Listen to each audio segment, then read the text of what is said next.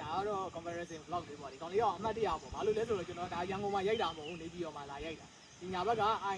င်လန်းလေးကကျွန်တော်ဝယ်ပေးထားတာကျွန်တော်တကယ်ချင်းဟုတ်ဒီကောင်ကတော့345ကိုဒီရုပ်လာတယ်ဒီကောင်ကတော့ကျွန်တော်ဟိုတလောမှဝယ်ထားတဲ့ကားလေးဒီကောင်က6ကစပြီးတော့ဒီရုပ်လာတယ်ပေါ့အဲ့တော့ကျမ်းမြင် physical ဘိုင်းမှာဘာတွေကွာသွားလဲဆိုရင်နှစ်ခုတော့ grade တူတူပဲနှစ်စင်းလုံးကတော့ ASUS ပေါ့နော် ASUS ကိုဒီကောင်ကကျတော့ Aero Sport လို့ခေါ်တယ်ရုပ်ပြောင်းသွားတဲ့အတွက် Aero Sport ခေါ်တယ် grade ကတော့တူတူပဲပေါ့နော်အဲ့တော့ဘာကွာသွားလဲဆိုရင်ဆက်ဆိုင်ကတော့လူမျိုးလေးထားကွာလူမျိုးနဲ့ share ပေါ့ဒါလေးပေါ့နော်ဒီကြယ်တန်းလေးဒါလေးကွာပဲပြီးသွားရင်မီးလုံးကွာတယ်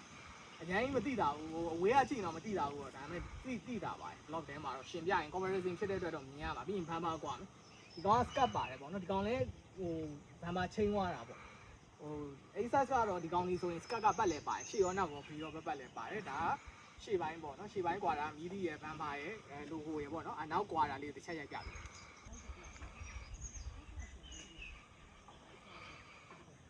အဲ့တော့အနောက်ဖက်ချာပေါ့နော်အနောက်ဖက်ကမီးလုံးကိုကြမ်းမြင့်ပြောပြမယ်နော်မီးလုံးကတော့ကွာတယ်ဒီကောင်ကတော့ brake မီးနဲ့ back မီးကတော့နောက်ရောက်သွားဒီကောင်ကအလဲမှာရှိတယ်နောက်ဘန်ပါလေးလည်းကွာကျန်တဲ့ဘိုင်းကတော့မကွာဘူးပေါ့နော် logo တွေ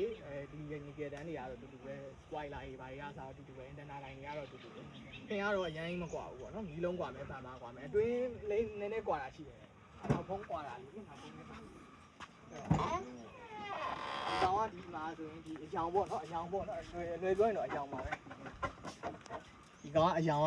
ခဲရောင်လိုဘက်ပေါ့နော်ဒီဘက်ကကျတော့အမဲဘက်ကိုသွားdark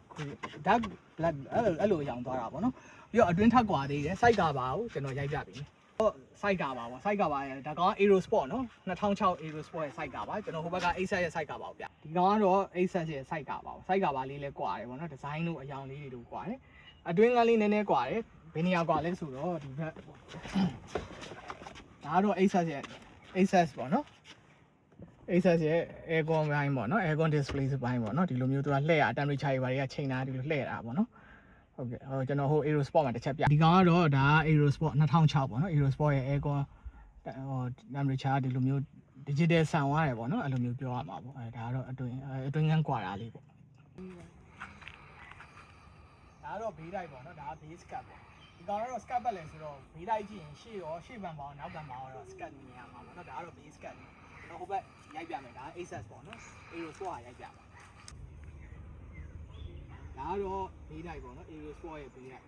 ဘေးတိုက်ချင်းကတော့ ASUS ကော Aero Sport မှာအရင်ပြောင်းလဲလဲတော့မရှိဘူးရှင်းတဲ့နောက်ကောကွာမယ်အတွင်းကန်းလေးတွေလည်းကွာတယ်ကျွန်တော်အင်ဂျင်ကန်းကျွန်တော်နောက်ဆုံးကျန်တဲ့အင်ဂျင်ကန်းလေးကိုတစ်ချက်ရိုက်ပြပေးမယ်လိုက်ကြည့်ပေးပါဒါကတော့ ASUS ရဲ့အတွင်းကန်းပေါ့အော်အင်ဂျင်ကန်းပေါ့နော်ဒါကတော့အင်ဂျင်ကန်းမှာတော့ကြီးကြီးမားမားကွာတာမရှိဘူး VVDI 16 bar ဒါတွေကတော့သူ့ရဲ့ဟိုကူးလန့်နေထားတဲ့နေရာတွေဟိုဒိုင်နမိုတို့ brake တို့ battery တို့ပေါ့နော် air inlet တို့နော်ဒါအခုဒီကောင်ကတော့Aero Sport ရဲ့ engine နဲ့ဒီတိုင်းပဲပေါ့နော် VVDI 16 bar ကျန်တာတွေကတော့ဟိုတူတူပါပဲကျွန်တော်ကြည့်တာတော့ဒီရေတိုင်ထားတဲ့ပုံစံရေတိုင်ကြီးသူ brake စီတို့ပါတို့အားလုံးကတော့တူတူပါပဲ battery တို့ air inlet တို့ကတော့တူတူပါပဲအများကြီးတော့ပြောင်းလိုက်တဲ့တော့မရှိဘူးအဲ့တော့ဒါကတော့နှစ်ခုလုံးက grade တူတူပဲဇက်ဆိုရင်တော့ပြောင်းရင်ပြောင်းမှာပေါ့နော်ဒါကတော့နှစ်ခုလုံး grade တူတူရိုက်ကြပြီတစ်စင်းက ASUS ညာဘက်က ASUS ဒီဘက်က Aero Sport 2003ကနေ9အထိတရုတ်လာတယ်2006ကစပြီးတော့တရုတ်လာတယ်ဒါပေမဲ့9လိကလာတာပေါ့ဒါကတော့ comparison vlog လေးပါဒါကတော့ကျွန်တော်နေပြီးတော့မှရိုက်ခဲ့တဲ့အမှတ်တရပေါ့နော် comparison vlog လေးဖြစ်ပါတယ်အားလုံးကျေးဇူးတင်ပါတယ်ကျွန်တော်ကတော့ကောင်းပါ